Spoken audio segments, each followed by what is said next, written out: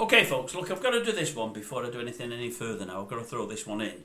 I've just done something about the fellow that threw the corrosive substance in the face of a young lady and two children in London over the last few days.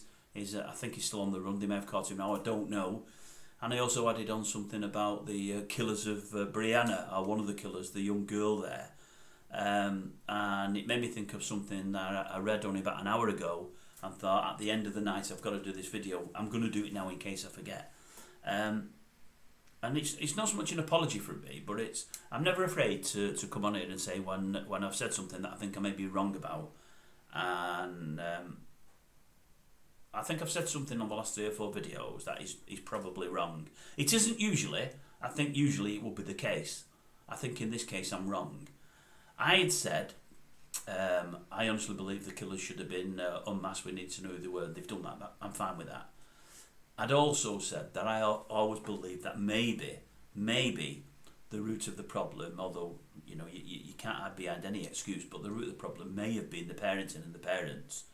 That's what I always thought. I think in probably 80-90% of all cases where people do something that's really, really, really bad, they've been brought up badly or scarred by various things in their upbringing.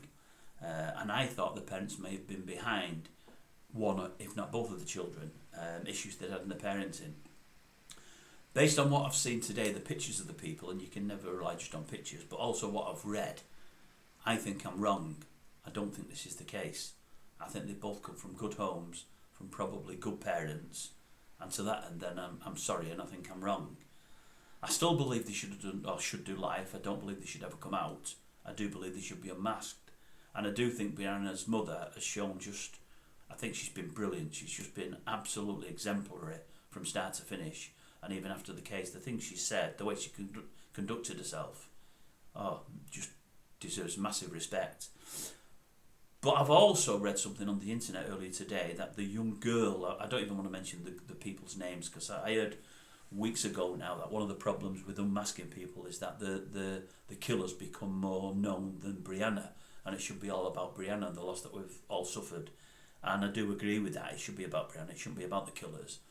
But one of the killers, the girl's mother, has come out today, I believe, and said how they're feeling, how bad they feel about what the daughter's done, how they couldn't believe it, they never saw it coming, they never thought she had it in her, how sorry they are to the parents of BRIANNA, how amazed they are at how BRIANNA's mum has conducted herself and the things that she said on behalf of the families, and how grateful they are, and how they'll never ever get over what the daughter's done and never be able to fully say to BRIANNA's parents, you know, how sorry they feel for the loss.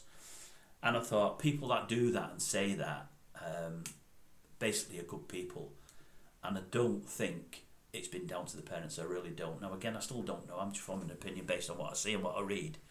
But I don't think it's been down to the parents. I really don't.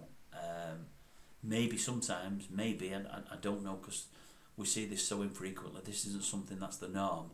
Maybe certain times there's certain people that are either born or just grew up to be evil from nowhere and no one sees it coming.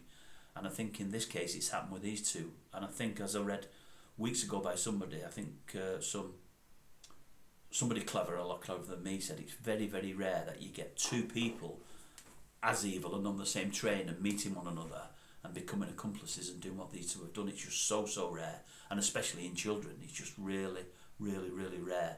What I will say though, on the back of what I'm saying is, and I'm not knocking anybody here, because I mean this is me apologising rather than knocking, but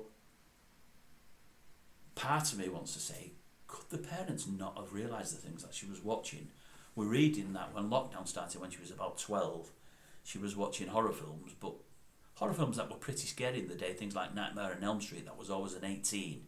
She was watching that as a 12-year-old. I remember watching that when I was a lot younger, nowhere near 18, but a lot younger, and it was frightening even then. I enjoyed it, but it was frightening. I knew it was only a film, I knew it was horror, but for as a 12-year-old, I think it would be a lot worse. But she's gone from all of that to watching things, as they say on this is it the dark web, where I think she's watching rapes, beatings, mutilations, killings, all of those things. And I think to myself, could the parents never have seen that? I do know now with various devices, these headphones and whatever else, but I think especially with one of them being a teacher, you would think a teacher would know what to look for and would look out for those things. And then I think to myself, no, maybe they wouldn't. Maybe we don't know what our children are doing at all times, and maybe that's how far we've let it go. I mean, it was only 15, 20 years ago, you saw parents saying, I won't let my kiddie have a phone until they're this age or that age, and if they do, I want to police what they're watching and where they're going to, and you know, how long they're on the phone for. And I think maybe over the last 10 years or so, as social media has become even bigger and reality TV has become absolutely huge, and these young people need these mobile devices at all times and get influenced by lots and lots of things outside the normal working life. I think that they see and hear a lot more, and they're up to a lot more, and I think probably we give them all too much rope. I think, you know, I mean, my children are older now.